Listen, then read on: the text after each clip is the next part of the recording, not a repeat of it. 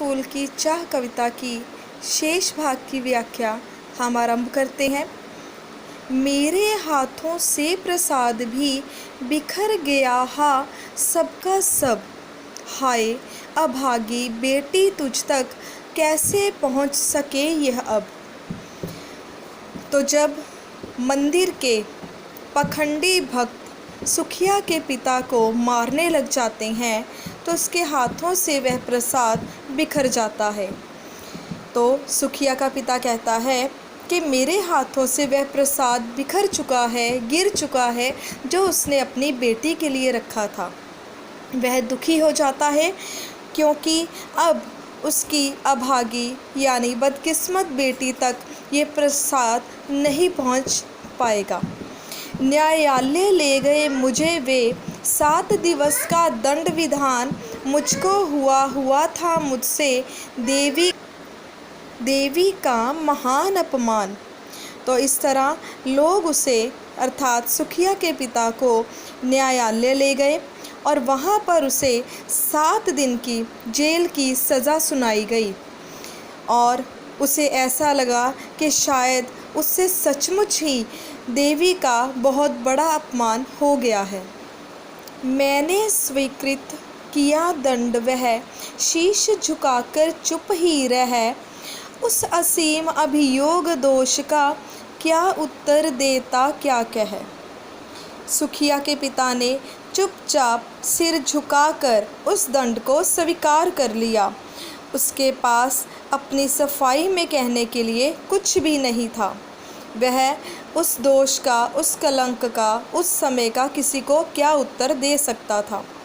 7 रोज़ ही रहा जेल में, या कि वहाँ सदियाँ बीती, अविश्रांत बरसा करके आंखें तनिक नहीं रीती।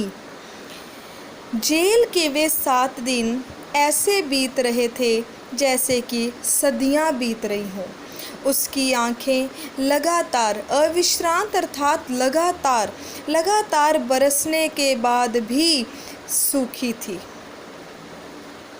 दंड भोगकर जब मैं छूटा, पैर न उठते थे घर को, पीछे ठेल रहा था कोई, भय जर्जर तनुपंजर को। जब सुखिया का पिता जेल से छूटा तो जैसे उसके कदम घर की ओर उठ ही नहीं रहे थे। उसे लगता था कि किसी भय से ग्रस्त उसकी काया को कोई घर की ओर ठेल रहा था। पहले की सी लेने मुझको नहीं दौड़कर आई वह, उलझी हुई खेल में ही हा अब की दी ना दिखाई वह। जब वह घर पहुंचा तो हमेशा की तरह उसकी बेटी उसे लेने के लिए दौड़ती हुई नहीं आई और ना ही वह कहीं खेल में उलझी हुई अर्थात कहीं खेलती हुई दिखाई दे रही थी। उसे देखने मरघट को ही गया दौड़ता हुआ वहाँ, मेरे परिचित बंधु प्रथम ही फूंक चुके थे उसे जहाँ। वह अपनी बच्ची को देखने के लिए मरघट अर्थात शमशान, सीधा शमशान पहुँचा जहाँ उसके रिश्तेदार, परिचित बंधु अर्थात रिश्तेदार, जहाँ उसके रिश्तेदारों ने पहले ही उस बच्ची का अंतिम संस्कार कर दिया था।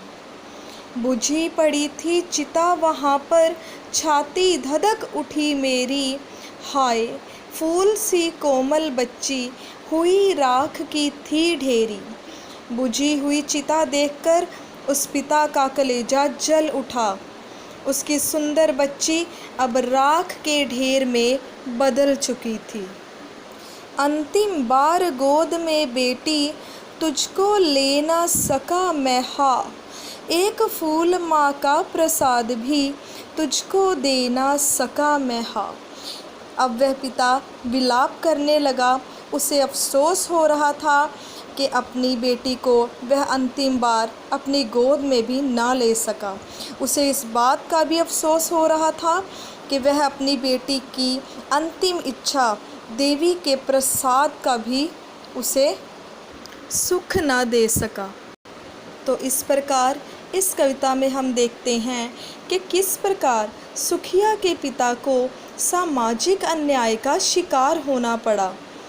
वह अपनी बेटी की अंतिम इच्छा को पूर्ण ना कर सका और उसे लोगों ने अदालत भेज दिया, उसे सज़ा दिलवाई, जबकि उसका पाप की श्रेणी का था ही नहीं।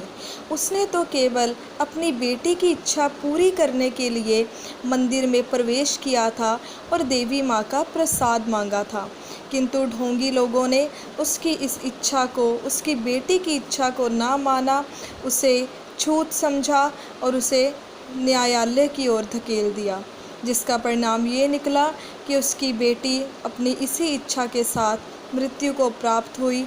वो राख की ढेरी बन गई और इस बात का अफसोस उसके पिता को जीवन भर रहता है।